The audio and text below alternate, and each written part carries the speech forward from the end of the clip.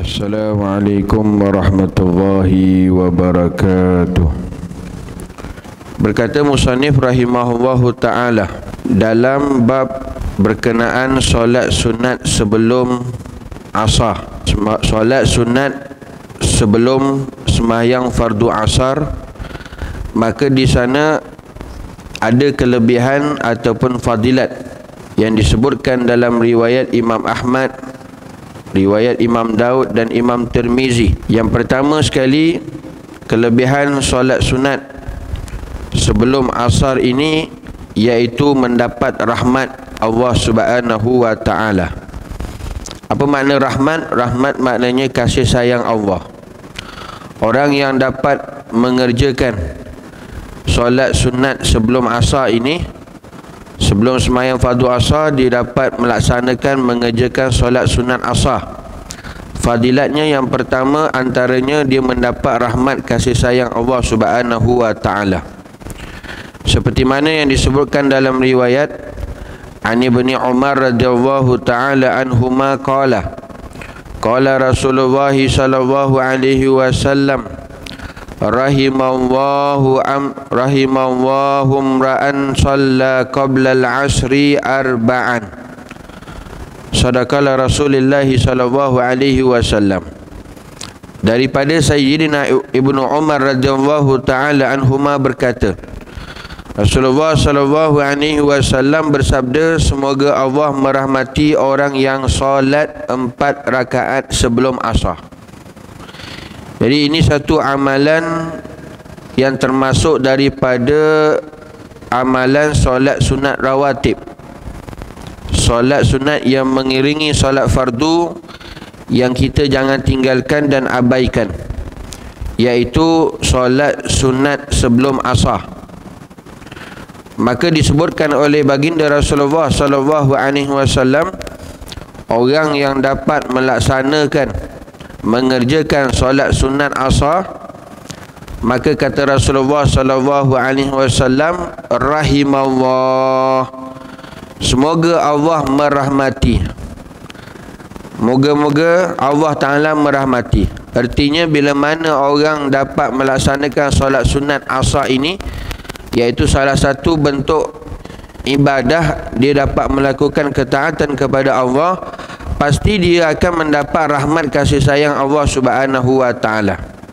Apatah lagi bila mana seseorang itu melaksanakan solat sunat asar ini sebanyak bilangannya arba'an, iaitu 4 rakaat sebelum asar. Ini kata Rasulullah sallallahu alaihi wasallam. Bila Rasulullah sallallahu alaihi wasallam bersabda sedemikian, tak lain dan tak bukan, baginda Nabi sallallahu alaihi wasallam berkehendak untuk kita usaha mengamalkannya. Kerana ini juga merupakan sunnah baginda Rasulullah sallallahu alaihi wasallam yang perlu kita ambil perhatian dan usaha untuk dapat mengamalkannya, melaksanakannya dalam kehidupan kita. Dalam kehidupan kita ini perlu kepada rahmat kasih sayang Allah. Penting untuk mendapat rahmat kasih sayang Allah Ta'ala.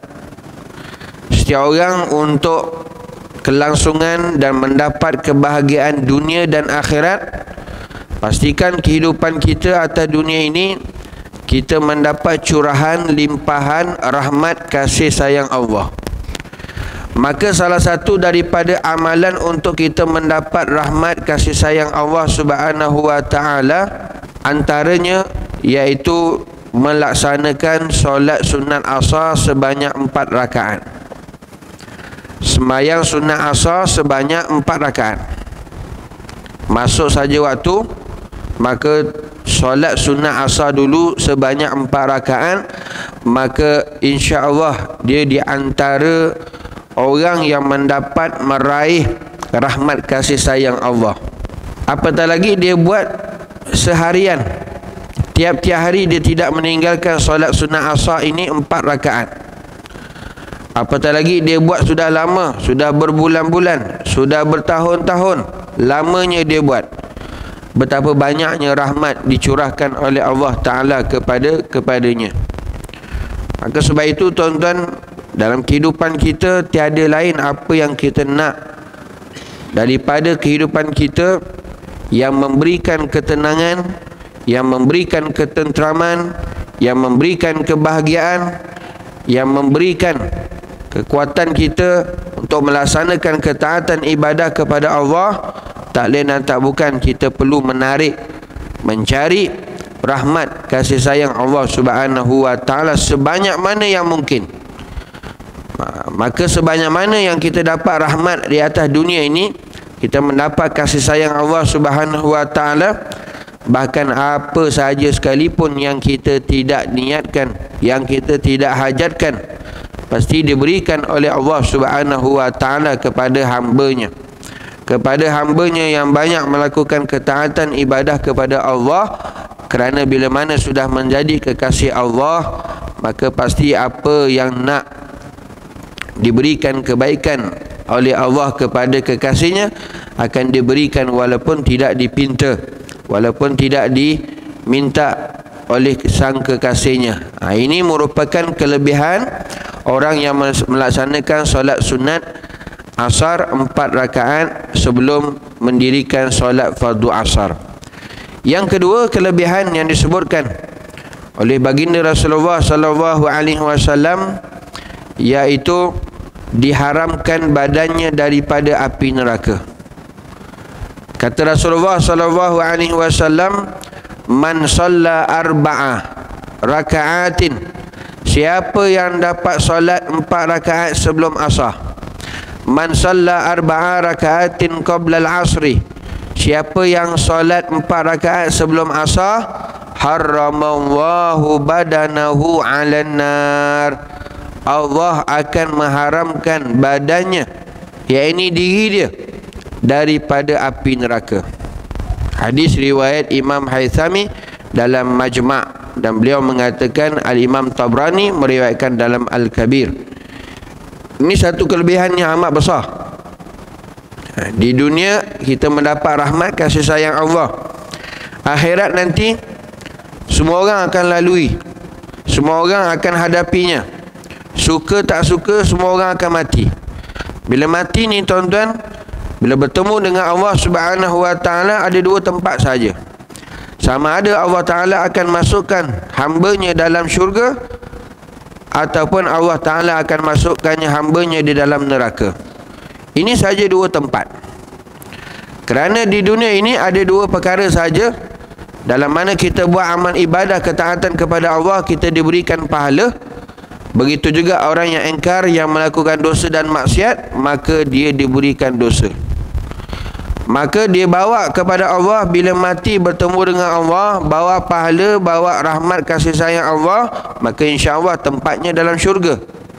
Tetapi bila mana atas dunia Allah Ta'ala beri umurnya, tetapi dia tidak melakukan ketaatan ibadah kepada Allah, dia engkar kepada Allah, dia melakukan dosa dan maksiat, maka akhirat bila mati bertemu dengan Allah, maka sudah pasti dengan dosa dan maksiatnya yang tidak sempat untuk dia taubat kepada Allah sebelumnya mati, maka pasti tempatnya dalam neraka Allah Ta'ala. Na'udzubillah. Sebab itu tuan-tuan,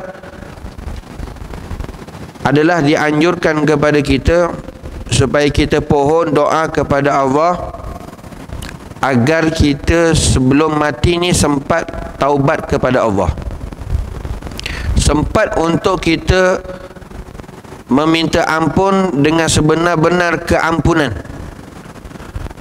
Dalam erti kata yang lain, kita sempat untuk taubat nasuhah.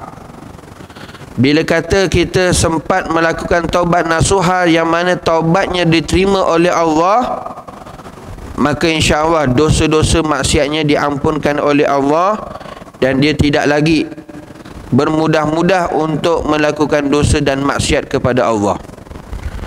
Sebab itu kita doa pada Allah yang memberikan kita kekuatan untuk menjauhkan maksiat, menjauhkan dosa, melainkan dengan bantuan Allah, bukan dengan keupayaan kita, kekuatan kita, apatah lagi kita rasa kita ni pandai, educated dan sebagainya. Bukan. Itu semua dengan bantuan pertolongan daripada Allah. La haula wala quwata illa billah. Kita ni tak ada daya upaya, tiada kekuatan melainkan dengan bantuan Allah. Sebab itu untuk doa, mudah-mudahan berkesempatan mati dalam keadaan sempat taubat nasuha, pohonlah, mintalah kepada Allah. Sehingga kan ulama mengajarkan satu doa yang mudah-mudahan bila mana seseorang itu berdoa, insya-Allah sebelum dia mati bertemu dengan Allah, dia sempat taubat nasuha kepada Allah Subhanahu wa taala. Apa doa dia, tuan-tuan?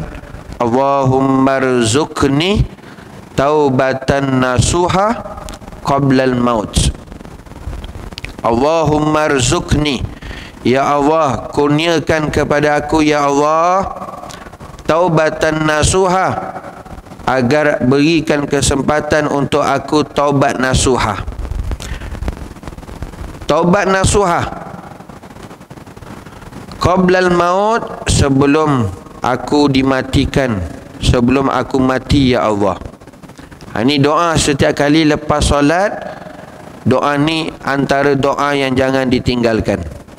Allahumma rzuqni taubatan nasuha qablal maut. Bahasa Melayu pun boleh saja, tak jadi masalah. Ya Allah kurniakan kepada aku kesempatan untuk taubat nasuha sebelum didatangkannya kematian.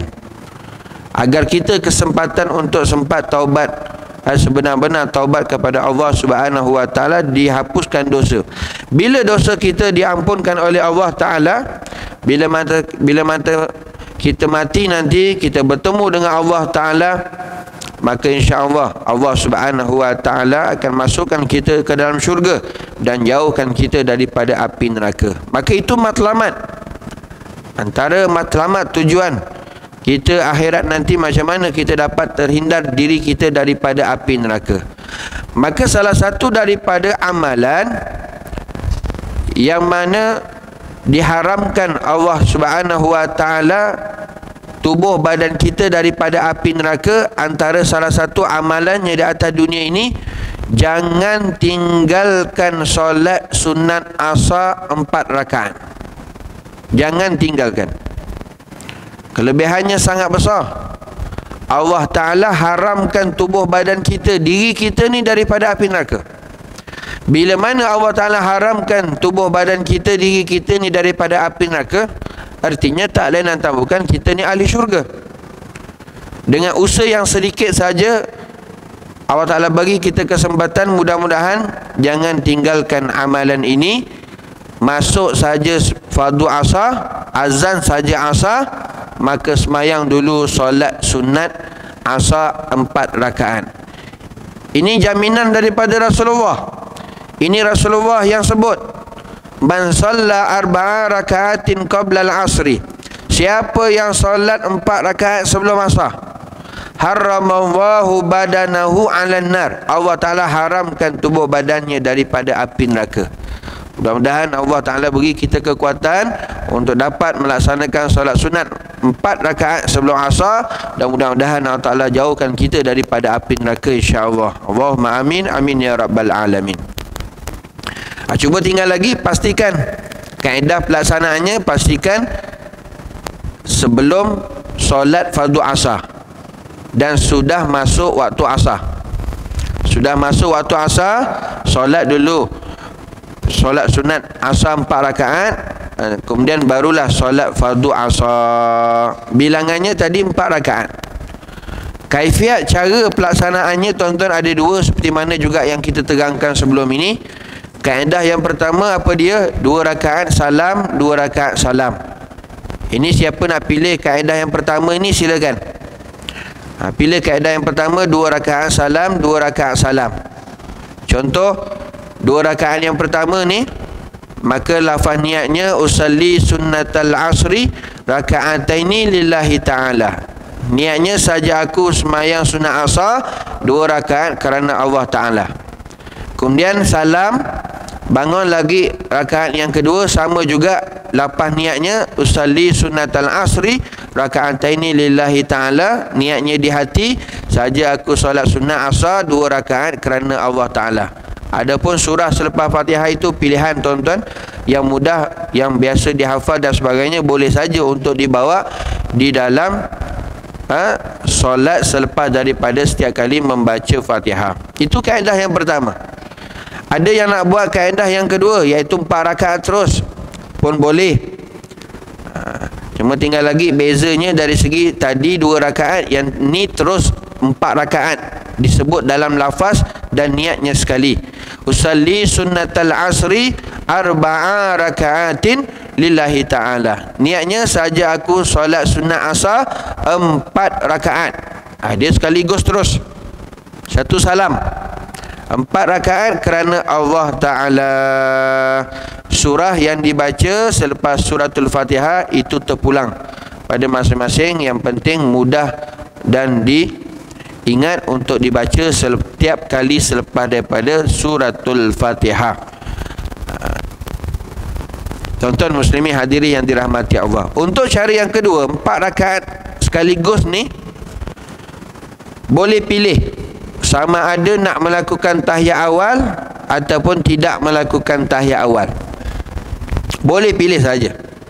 Nak buat tahiyat awal boleh, tak buat tahiyat awal pun tak jadi masalah, kerana dia merupakan solat sunat. Ini penting tuan-tuan.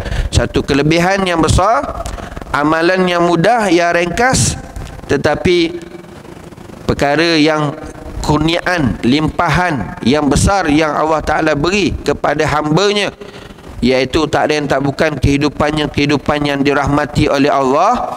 Bila mana Allah Ta'ala rahmatnya, Allah Ta'ala kasih kepadanya, akhirat insya-Allah Allah Subhanahu wa Ta'ala jauhkan dia daripada api neraka.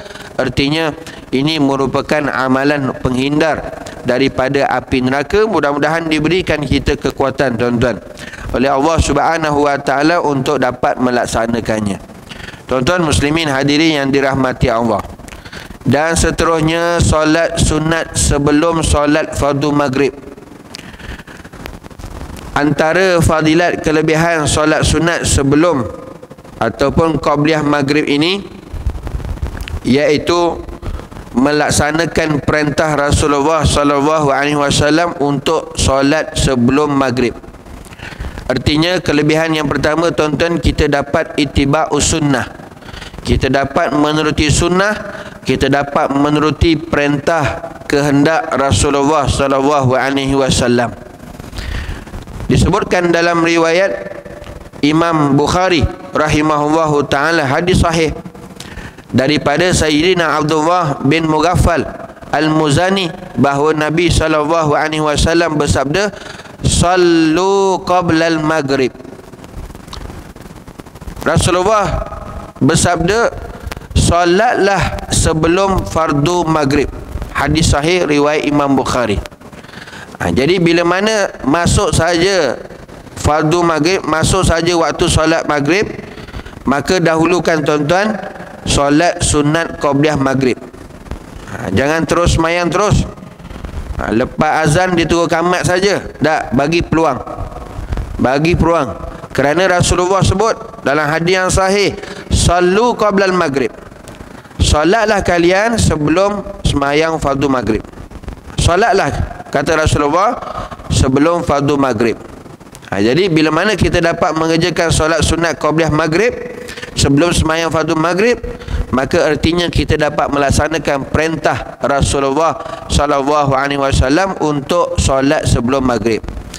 Yang kedua, antara kelebihan solat sunat qabliyah maghrib, diriwayatkan bahawa para sahabat bergegas menuju tiang-tiang untuk solat sunat qabliyah maghrib setelah azan maghrib dikumandangkan. Apa artinya tuan-tuan? Sahabat sendiri radhiyallahu ta'ala anhum, bila mana masuk saja azan maghrib, masuk saja maghrib, selesai saja azan maghrib, maka mereka bergegas untuk mencari tiang-tiang di masjid untuk solat sunat qabliyah maghrib. Sahabat tak tinggalkan tuan-tuan, kerana diajar oleh Rasulullah, mereka buat qabliyah maghrib ini. Sebab tu kita sarankan mana-mana masjid bagi peluang dan ruang. Bagi peluang. Kalau kita rasa tak mau buat, bagi peluang dan ruang. 5 minit pun tak apa. Azan, tunggu set, ada orang nak buat sebab nak ikut sunnah Rasulullah, nak ikut laksanakan perintah Rasulullah, bagi peluang untuk dilaksanakan qabliyah maghrib. Kemudian barulah iqamah. Jangan azan terus qamat terus. Bagi peluang 5 minit ke untuk orang yang nak beramal.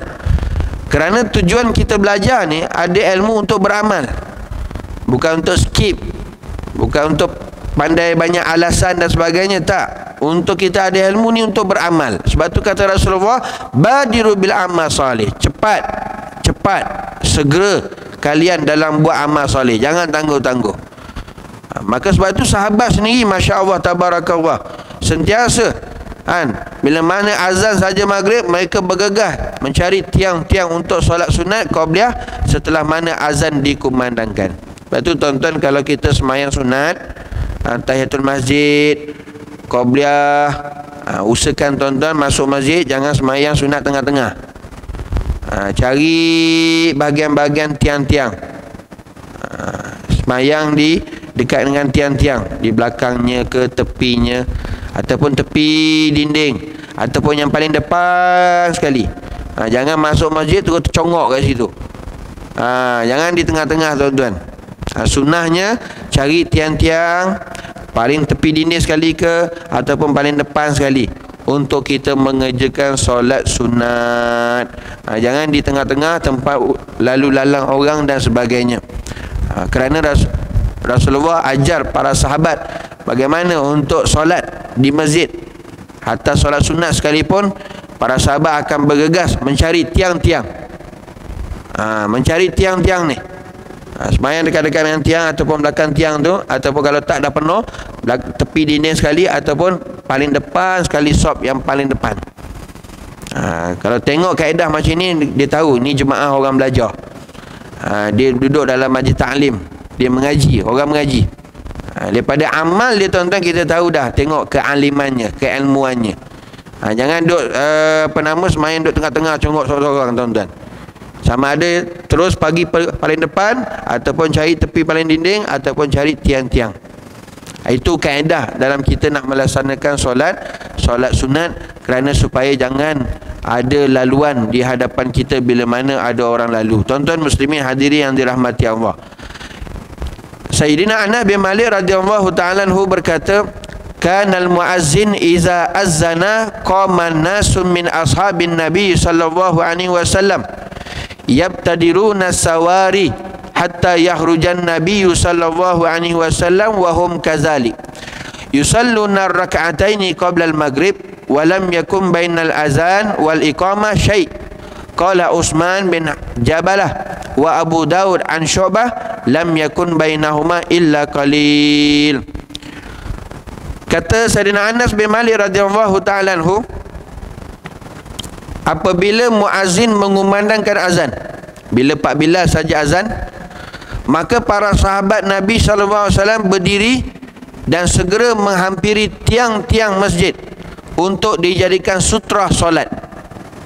Terus bergegas cari tiang-tiang masjid untuk tiang itu dijadikan sutra. Sutra maknanya penghadang. Sutra ni tuan-tuan sunat dan sunnah Rasulullah SAW. Paling tidak pun kita ada sejadah ke, itu pun dah boleh dah. Itu pun dah sebagai sutra. Kalau tak ada sejadah, carilah apa-apa yang boleh letak depan kita, supaya orang lalu depan tu tak jadi masalah.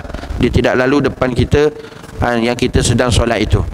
Maka sahabat bila mana tuan-tuan dia nak mulakan solat sunat, maka dia cari tiang-tiang, kerana tiang itu sebagai sutra solat. Sehinggalah Nabi SAW keluar dan mereka dalam keadaan demikian. Rumah Nabi dekat je, sebelah je. Nabi keluar saja daripada rumah Rasulullah tu, yang tempat sekarang ni pemakaman Rasulullah SAW, itulah rumah Rasulullah. Keluar saja sahabat nampak. Sahabat nampak Nabi SAW keluar, dan mereka ni para sahabat seperti mana yang dilihat oleh Rasulullah SAW, mereka solat menghampiri tiang-tiang masjid. Mereka solat 2 rakaat sebelum maghrib. Tidak ada satu antara azan dan iqamah, iaitu menunjukkan jarak waktu yang singkat. Osman bin Jabalah dan Daud meriwayatkan daripada Syu'bah, tiada yakni jarak antara kedua-dua kecuali sekejap. Nampak? Bagi ruang walaupun seketika tuan-tuan, 5 minit pun tak apa, antara azan nak iqamah. Bagi peluang untuk orang nak lakukan solat sunat qabliyah maghrib. Walaupun solat sunat qabliyah maghrib termasuk daripada solat sunat ghair muakkad, yang tidak dikuatkan suruhannya, tetapi bila buat maka sah dan mendapat pahala orang yang melaksanakannya. Berdasarkan hadis tadi, kata Rasulullah, sallu qablal maghrib, solatlah sebelum fardu maghrib. Bilangannya hanya 2 rakaat saja. Caranya seperti mana yang biasa tuan-tuan amalkan. Solat sunat 2 rakaat, solat sunat qabliyah, mana-mana qabliyah 2 rakaat itu secara ringkas. Jangan panjang-panjang, secara ringkas saja. Niatnya usalli sunatal maghrib raka'ataini qabliyah lillahi ta'ala. Saja aku sembahyang sunat qabliyah maghrib 2 rakaat kerana Allah.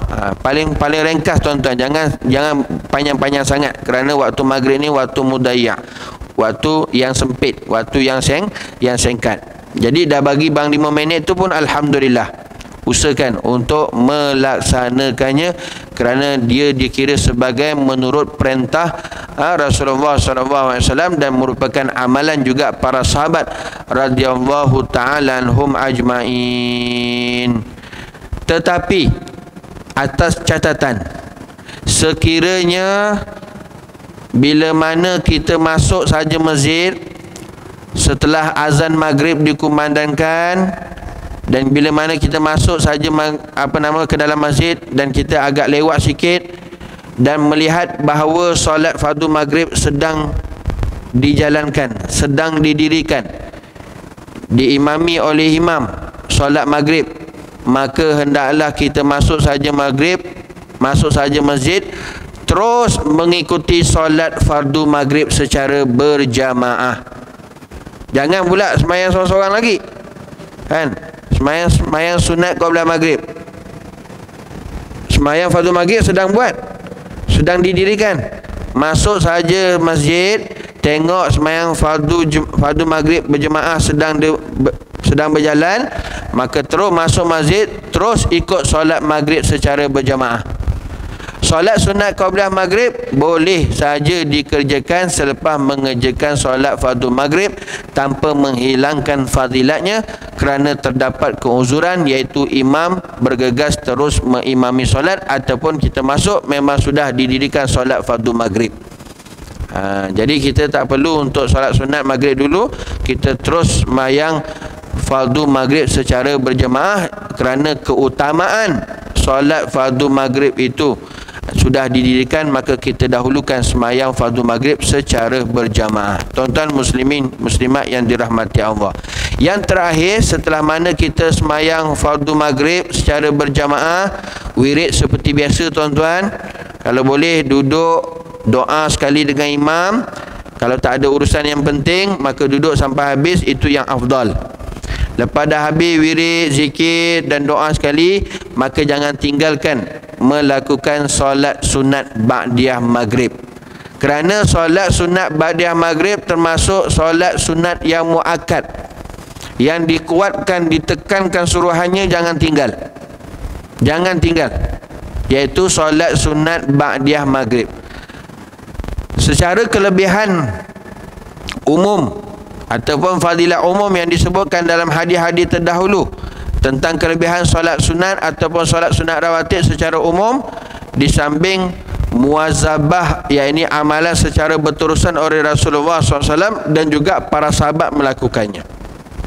Sebab itu tuan-tuan, sembahyang sunat muakkad ni antaranya sembahyang sunat ba'diyah maghrib, usahakan tuan-tuan buat secara berterusan, istiqamah, kerana itu yang dilakukan oleh Rasulullah secara istiqamah. Nabi melaziminya sembahyang sunat ba'diyah maghrib, begitu juga dengan para sahabat radhiyallahu ta'ala anhum ajma'in turut melakukannya secara istiqamah. Waktunya bila? Selepas solat fardu maghrib. Selepas solat fardu maghrib sebanyak bilangan rakaat 2 rakaat. Lafaznya usalli sunatal maghrib raka'ataini ba'diyah lillahi ta'ala, saja aku sembahyang sunat ba'diyah maghrib 2 rakaat kerana Allah Ta'ala. Maka inilah di antara solat sunat rawatib yang perlu kita ambil perhatian, yang perlu kita ambil berat, yang perlu kita usahakan untuk melaksanakannya dalam kehidupan kita hari ini, tuan-tuan. Kerana inilah sembahyang sunat ataupun amalan sunat yang memberikan keuntungan kita nanti di hari akhirat bila bertemu dengan Allah Subhanahu wa Ta'ala. Kerana sebagai hamba Allah Ta'ala yang beriman, yang taat kepada Allah Ta'ala, yang taat kepada Rasulullah SAW, bukan saja kita melaksanakan yang fardu saja, tetapi usahakan untuk perbanyakkan amalan-amalan yang sunat, terutama kita lengkapkan dulu dapat melaksanakan solat sunat rawatib sama ada qabliyah maupun ba'diyah. Yang dah dapat laksanakan, tuan-tuan, usahakan beri nilai tambah, upgrade, sama ada yang 2 rakaat tadi jadikan 4 rakaat. Contohlah, tuan-tuan, saya bagi contoh. Kita sebenarnya boleh tiap-tiap hari, tiap-tiap malam boleh dapat pahala-pahala tahajud walaupun tak tahajud. Tiap-tiap malam, tiap-tiap hari kita boleh dapat pahala qiyamul lail pada malam Lailatul Qadar walaupun bukan berada pada 10 malam yang terakhir dalam bulan Ramadan. Boleh. Tinggal lagi kita nak tak nak ataupun tahu tak tahu saja. Contohlah, tuan-tuan, solat sunat qabliyah zuhur 4 rakaat yang kita sebutkan sebelum ni.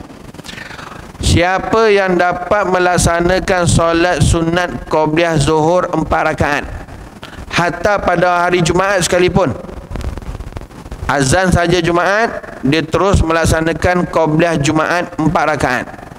Selain daripada Jumaat, qabliyah zuhur 4 rakaat.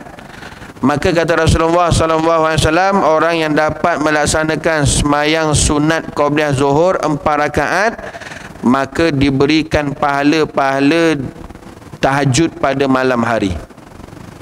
Pahala-pahala tahajud. Nak dapat tahajud qiyamul lail ni, tuan-tuan, bukan mudah. Terkejut tu mudah lah, tapi nak tahajud tu payah, tuan-tuan. Tinggal lagi nak berikan nilai tambah saja 2 rakaat lagi jadi 4 rakaat qabliyah zuhur, dapat dah, tuan-tuan. Tiap-tiap hari kita boleh dapat pahala-pahala tahajud. Tiap-tiap hari. Tak? Begitu juga tiap-tiap hari juga kita boleh dapat pahala-pahala beribadah pada malam Lailatul Qadar, iaitu dengan melaksanakan sembahyang sunat ba'diyah isya 4 rakaat. Sembahyang ba'diyah isya 4 rakaat. Kita nak tunggu nak dapat pada bulan Ramadan 10 malam yang terakhir, itu setahun sekali. Itu pun kalau dapat, tuan-tuan, 10 malam terakhir Lailatul Qadar. Tetapi tiap-tiap malam kita boleh dapat pahala-pahala beribadah pada malam Lailatul Qadar, iaitu dengan kita melaksanakan tidak meninggalkan solat sunat ba'diyah isya 4 rakaat. Siapa yang dapat melaksanakan solat sunat ba'diyah isya 4 rakaat, pahalanya, tuan-tuan, diberikan pahala beribadah pada malam Lailatul Qadar. Ini satu anugerah, kelebihan yang besar Allah Ta'ala beri kepada hambanya bagi orang yang diberikan limpahan kurniaan, kekuatan, pertolongan daripada Allah, yang mana diberikan taufik dan hidayah daripada Allah dapat untuk melaksanakan. Mudah-mudahan kita dapat amal dan sampaikan serta bermanfaat, insya-Allah. Mudah-mudahan juga Allah Ta'ala berikan kita taufik dan hidayah, kekuatan untuk terus melaksanakan istiqamah ketaatan ibadah kepada Allah Subhanahu Wa Ta'ala menuruti sunnah Rasulullah SAW. Dan insya-Allah, tuan-tuan, mudah-mudahan menjadi asbab kita mati husnul khatimah, insya-Allah. Akhirat kita dimasukkan ke dalam syurga oleh Allah Subhanahu Wa Ta'ala. Allahumma amin, amin ya rabbal alamin. Insya-Allah yang akan datang kita akan sambung lagi, iaitu solat sunat awabin. Ini solat sunat yang penting, tuan-tuan. Ini solat sunat amalan yang sangat mahal. Tinggal lagi kita bila nak buat kena ada ilmu, kena tahu cara kaedah nak laksanakan. Mudah-mudahan insya-Allah kita bicara pada pertemuan yang akan datang solat sunat awabin. Apa yang disebut sebagai awabin? Bila nak kita laksanakan solat sunat awabin? dan apa kelebihannya tuan-tuan? Kelebihannya sangat besar solat sunat awabin ni. Ada insya-Allah kita sambung nanti pada pertemuan yang akan datang. Wallahu a'lam. Hadza wabillahi taufiq wal hidayah. Wassalamualaikum warahmatullahi wabarakatuh.